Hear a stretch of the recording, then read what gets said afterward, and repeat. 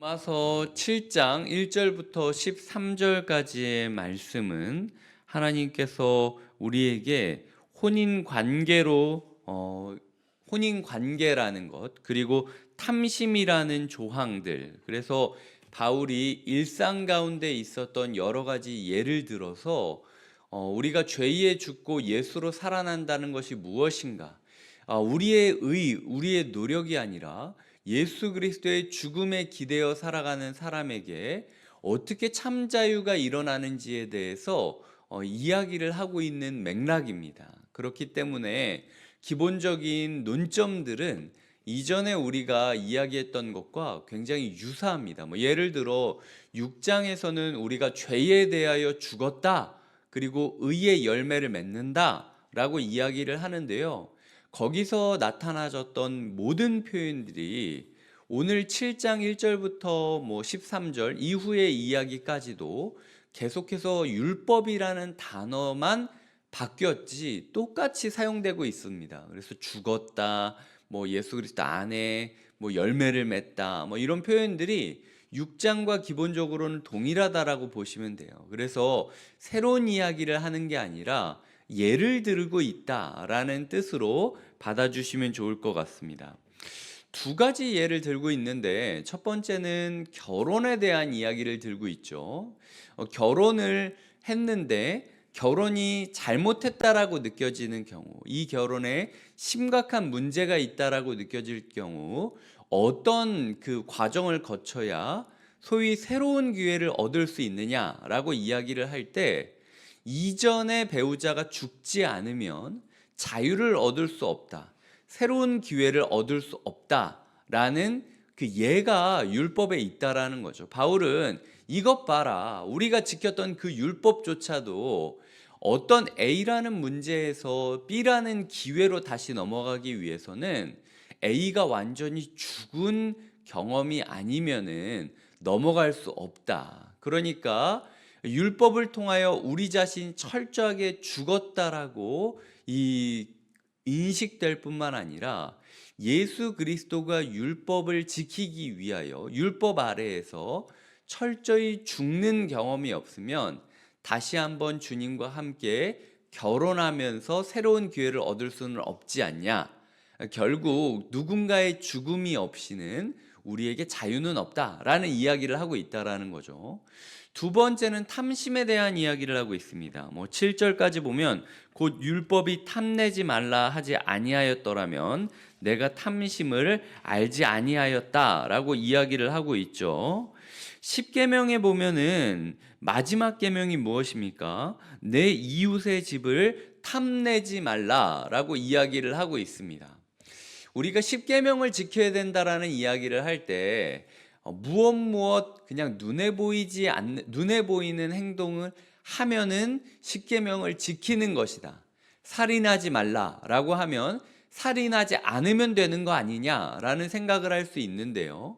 바울은 얘기하고 있는 겁니다. 야, 우리가 그렇게 지키자고 했던 10가지의 계명의 마지막 계명조차도 무엇 하지 말라, 그것이 외형의 문제가 아니라 내면의 문제였다. 그렇기 때문에 우리의 죄를 잘 짓는지, 율법으로 말미암아 죄가 극복되었는지를 판단하는 기준 또한 외형적으로 네가 어떻게 살고 있느냐가 아니라 누구한테도 드러낼 수 없었지만 너의 마음 가운데 있었던 그 내면의 죄를 어떻게 해결하느냐가 중요한데, 내면의 죄는 하지 말라고 하면 할수록 더 떠올리게 되는 게 내면의 죄지 않냐라는 예를 들고 있다라는 거죠. 자, 이렇게 7장 1절부터 13절까지가 이제 두 가지 예를 들고 있는데요. 제가 오늘 이 말씀을 가지고 했던 첫 번째 묵상은 1절에 보면은 알지 못하느냐라는 구절이 들어가 있다라는 겁니다. 바울은요, 일상에서 있었던 이야기를 본인의 성경 묵상, 성경 해석과 연결 짓고 있습니다. 이게 우리가 하는 큐티, 우리가 하는 묵상이라는 거죠. 성경은 성경대로, 나는 나대로 떨어뜨려 놓지 말라는 겁니다. 오늘 하루를 살아가시면서 내 삶에 마주하는 여러 현실의 문제들, 내 직장 생활, 내 가정 생활, 내가 하루를 살아가는 삶의 모습들을 말씀과 계속 부딪히게 만들어야 된다라는 겁니다. 그래야만 바울이 했던 묵상처럼 우리도 오늘 우리에게 주시는 하나님의 말씀이 무엇인지를 구체적으로 알 수 있다라는 거죠. 너희는 알지 못하느냐? 너희가 이미 그렇게 살고 있는데 거기서부터 시작되는 하나님의 뜻이 무엇인지를 왜 생각을 하지 않고 교회에서는 교회의 생각만 하고 있고 밖에서는 네 마음대로 네 생각만 하고 있냐? 네가 밖에서 살았던 것과 이 성경의 말씀이 괴리감이 느껴지지는 않는지 한번 따져봐야 된다. 그래야만 너희가 복음을 향해 걸어갈 수 있다라고 이야기를 하는 게 7장 초반부의 말씀이라는 거죠. 우리의 삶이 교회에서 예를 들어 이번 주에 우리가 축복에 대해서 배우지 않았습니까?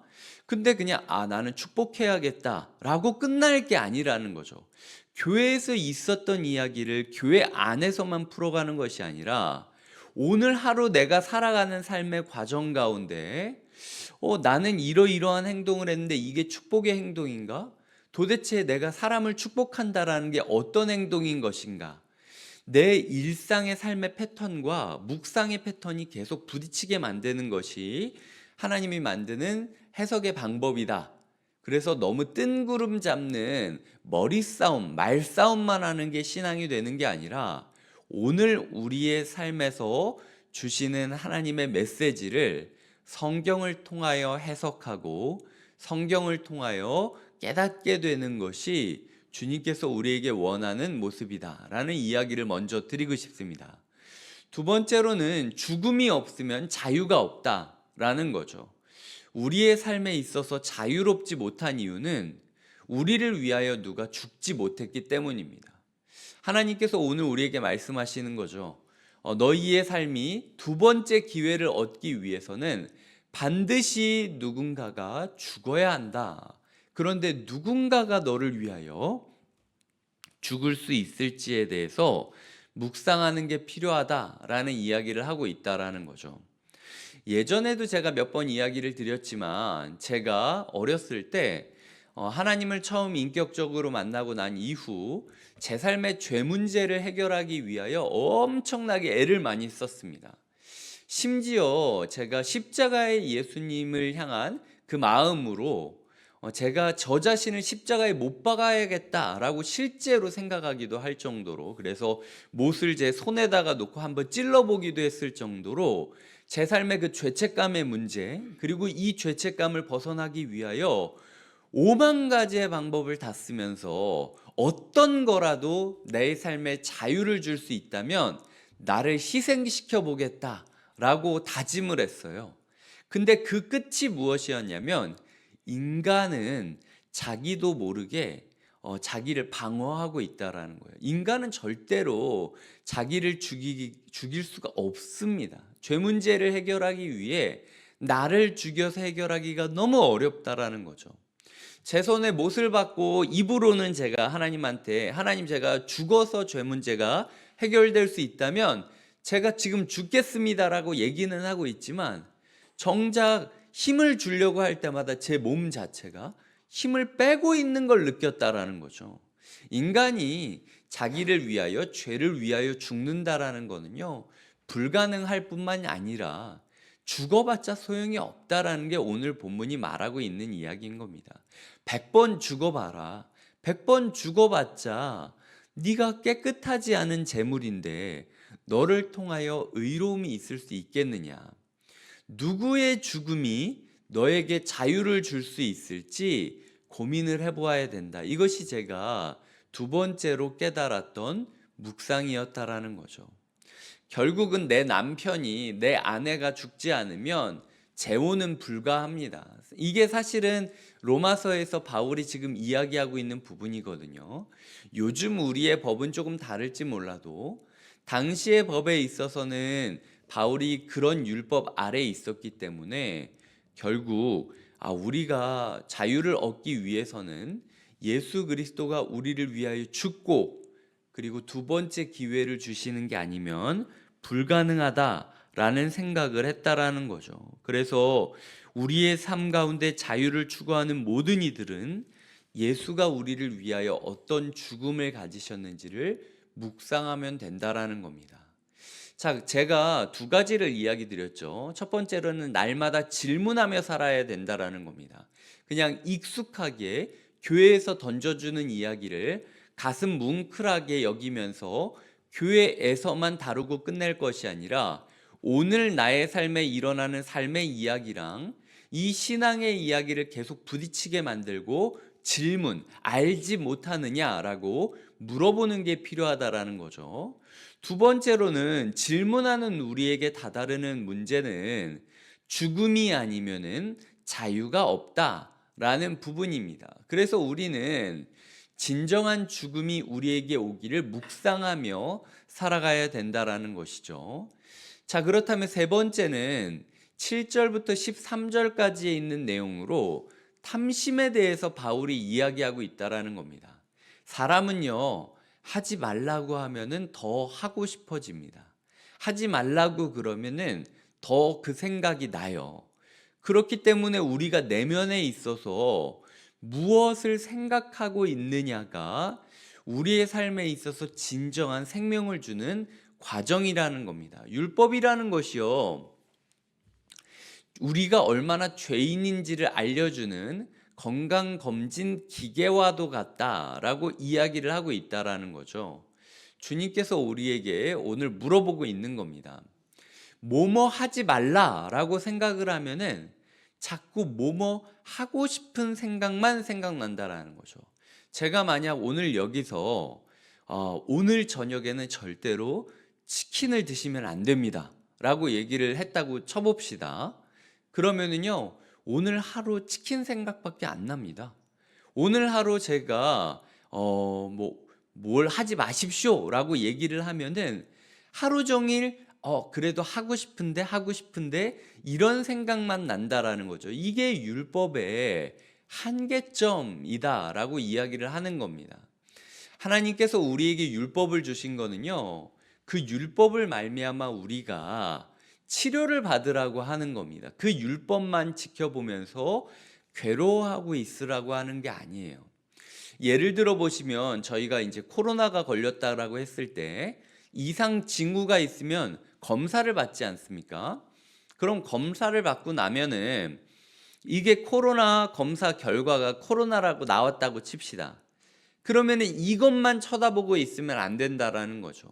내가 안 되면 항생제를 먹든 진통제를 먹든 뭘 하든 신고를 하든 어떻게 하든 적절한 조치가 있어야만 했다.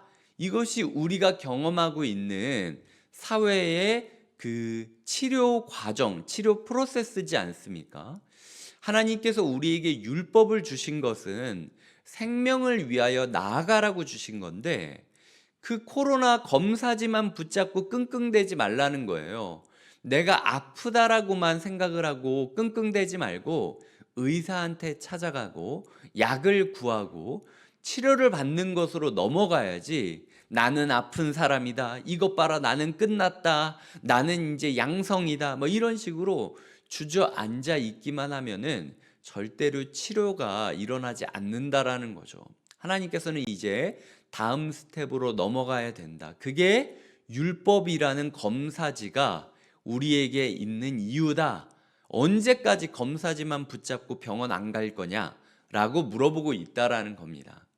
말씀을 맺겠습니다. 오늘 예를 통하여 바울은 우리에게 율법을 붙잡고 살아간다라는 것이 얼마나 한계가 명확한 것인지, 하나님의 생명, 예수 그리스도의 죽음에 기대어 살지 않는 자에겐 자유가 없다.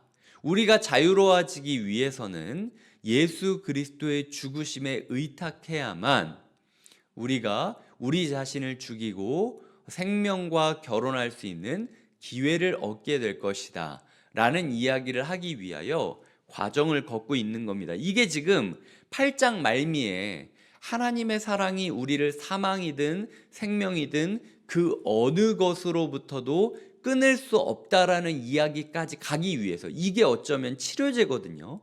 예수 그리스도의 사랑, 예수 그리스도로 말미암아 드러난 하나님의 사랑이라는 알약을 만나기 위해서 율법이라는 검사지를 만난 겁니다.